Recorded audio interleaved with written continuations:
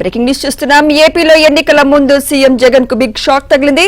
5 ఐపీఎస్లను 3 ఐఏఎస్లపై కేంద్ర ఎన్నికల సంఘం కొరడా జోడిపించింది. వారిపై బదిలీ వేటు వేసింది. ఇందులో ప్రకాశం, పల్నాడు, చిత్తూరు, నెల్లూరు జిల్లాల ఎస్పీలపై కొరడా జోడిపించింది. ఈ 5 ఎస్పీలను వెంటనే బదిలీ చేయాలని సీఈసీ ఆదేశాలు జారీ చేసింది. ఎన్నికలతో సంబంధం లేదని పోస్టుల్లోకి వారిని బదిలీ చేయాలంటూ ఏపీ సీఈఓను ఆదేశించింది. ఎన్నికల కమిషన్ ఆదేశాలను సీఎస్ డీజీపీకి పంపింది. ఆయా జిల్లాల ఎస్పీల పోస్టులకు ప్యానెల్ పంపాలని ఆదేశాలు అందించింది.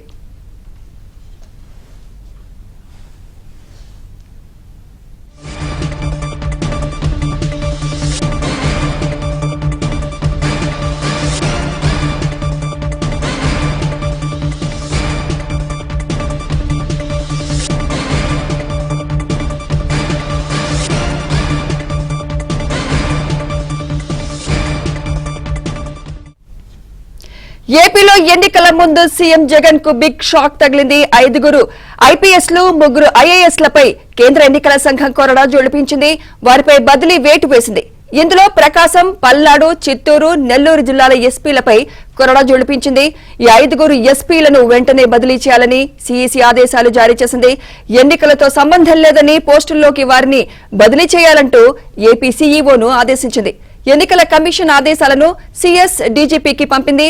ఆయా జిల్లాల ఎస్పీల పోస్టులకు ప్యానెల్ పంపాలని ఆదేశాలు అందించింది.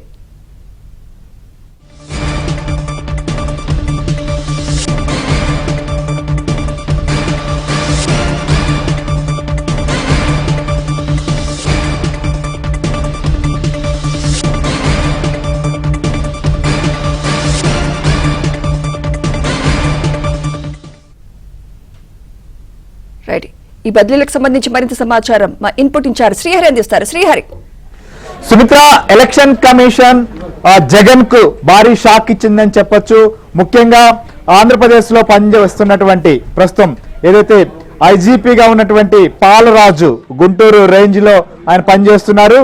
అలానే 5 మంది ఐపీఎస్లకు కూడా, అందులో పరమేశ్వర్ రెడ్డి, రవిశంకర్ రెడ్డి, అలానే వీరితో పాటుగా అన్బురాజన్ తో పాటుగా తిరుమలేశ్వర్ రెడ్డి, వీరందరి మీద కూడా జాషువా, వీళ్ళందరి మీద కూడా బదిలీ వేటు వేసినటువంటి పరిస్థితి. వీరితో పాటుగా కృష్ణా జిల్లాకు సంబంధించి రాజాబాబు, ఈయన డిస్ట్రిక్ట్ ఎలక్షన్ ఆఫీసర్ ఐఏఎస్ జిల్లా కలెక్టర్ కూడా, అలానే గౌతమి అనంతపురం జిల్లా సంబంధించినటువంటి కలెక్టర్, అలానే లక్ష్మీసా ఇటీవలే తిరుపతి కలెక్టర్ గా కూడా ఆయన బాధ్యతలు చేపట్టారు. వారిపైన కూడా వేటు వేసిందని చెప్పొచ్చు. ముఖ్యంగా ఇటీవల కాలంలో మనం చూసాం, ప్రధాని నరేంద్ర మోదీ వచ్చినప్పుడు పర్యటన సందర్భంగా నెలకొన్నటువంటి శాంతి భద్రతల సంబంధించినటువంటి అంశం కావచ్చు, అంతేకాకుండా ఎలక్షన్ సంబంధించినటువంటి వ్యవహారాల్లో అనేక రకాలైనటువంటి అవకతవకలు, స్థానికంగా శాంతి భద్రతలకు సంబంధించిన విషయంలో వైఫల్యం కావచ్చు, ఓటర్లకు సంబంధించినటువంటి అంశం పైన కూడా అనేక ఫిర్యాదులు, అనేక వ్యవహారాలు కూడా వచ్చాయి. వీటన్నిటినీ దృష్టిలో ఉంచుకొని వీటిపైన కంప్లైంట్లు కూడా వెళ్ళాయి. ప్రస్తుతం వీరిపైన చర్యలు తీసుకుంటూ కూడా నిర్ణయం తీసుకున్నారు. ఆంధ్రప్రదేశ్ లో జరుగుతున్నటువంటి పరిణామాలపైన, వ్యవహారాలపైన అనేక కంప్లైంట్లు, అనేక ఫిర్యాదులు కూడా అందినటువంటి నేపథ్యంలో 5 మంది ఐపీఎస్లు, అలానే 3 ఐఏఎస్లతో పాటుగా పాలరాజు పైన కూడా ప్రస్తుతం చర్యలకు తీసుకున్నటువంటి పరిస్థితి. ఓవరాల్ గా ఎలక్షన్ కమిషన్ తీసుకున్నటువంటి చర్యలకు సంబంధించి కూడా మరింత అప్డేట్ మా ఏపీ బ్యూరో చీఫ్ రామారావు కూడా మనతో లైవ్ లో సిద్ధంగా ఉన్నారు. అలానే సత్య కూడా సెక్రటరీ నుంచి మనతో పాటు లైవ్ లో జాయిన్ అవుతారు. ఇక అనంతపురంలో అటు కలెక్టర్, అలానే ఎస్పీ పైన కూడా చర్యలు తీసుకోవడం పట్ల మా సురేష్ కూడా మనం అక్కడ నుంచి అప్డేట్ తీసుకుందాం. ముందుగా రామారావు, చెప్పండి, ఏంటి అసలుకి మనం చాలా రోజుల నుంచి కూడా ఫిర్యాదులు అందినా అసలు ఎలాంటి చర్యలు తీసుకోవట్లేదు, రాష్ట్రంలో ఏం జరుగుతోంది, ఇలాంటి పరిస్థితులను చక్కదిద్దకపోతే ఏంటి అనేది ఇప్పటి వరకు కూడా ఎదురైనటువంటి ప్రశ్న. ఎలక్షన్ కమిషన్ ఈ రకంగా చర్యలు తీసుకోవడాన్ని ఇది జగన్ కు భారీ షాక్ గా చూడొచ్చా? ఎస్ శ్రీహరి, ఆంధ్రప్రదేశ్లో అధికార పార్టీతో అంటగాగిన ఆఫీసర్లు ఎవరైతే ఉన్నారో వాళ్ళందరిపై కూడా బదిలీ వేటుపడింది. తెలుగుదేశం పార్టీతో పాటు అనేక పక్షాలు, తర్వాతనేమో పలువురు నేతలు మండల స్థాయి నేతలు కూడా కేంద్ర ఎన్నికల కమిషన్కి అధికారులు అందరిపై కూడా ఫిర్యాదు చేశారు.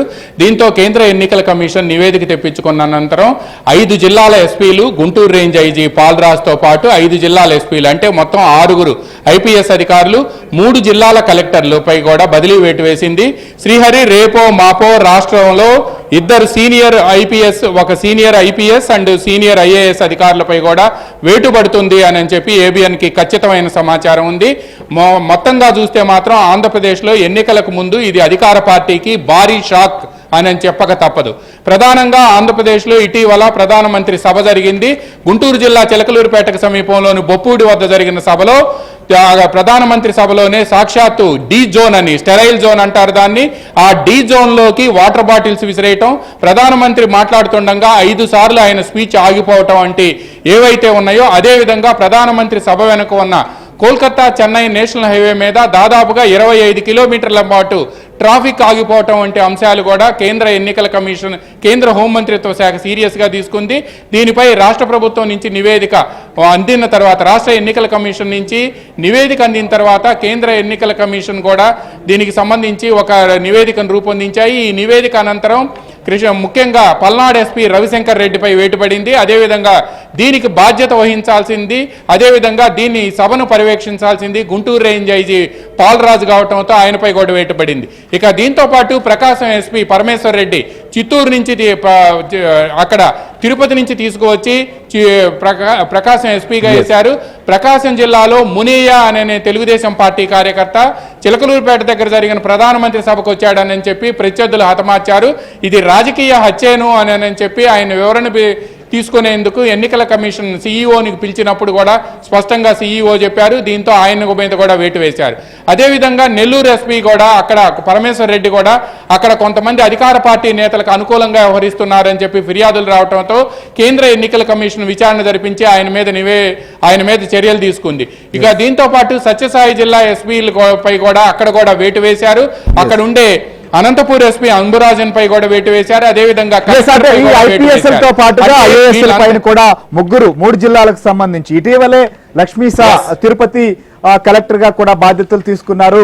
ఆయన నేరుగా అక్కడ స్థానిక ఎమ్మెల్యే దగ్గరకు కూడా వెళ్లి కలవడం చాలా దుమారం రేగినటువంటి పరిస్థితిని మనం చూసాం. దాంతో పాటుగా గౌతమి, రాజాబాబు వీరిపైన కూడా వేటు వేయడాన్ని ఎలా చూడాలి? ప్రధానంగా వీరిని కూడా బదిలీ చేయడానికి దారితీసినటువంటి కారణాలు, పరిణామాలు ఏంటి?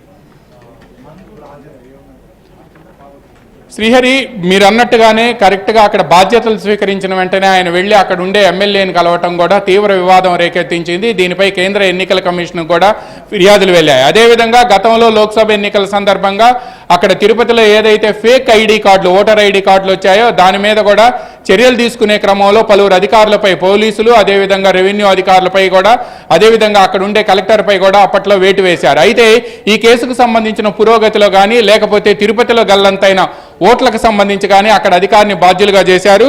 దీంతో పాటు మరో కీలకమైన అంశం ఏంటంటే అక్కడ కృష్ణా జిల్లా కలెక్టర్ రాజాబాబును కూడా బదిలీ చేశారు.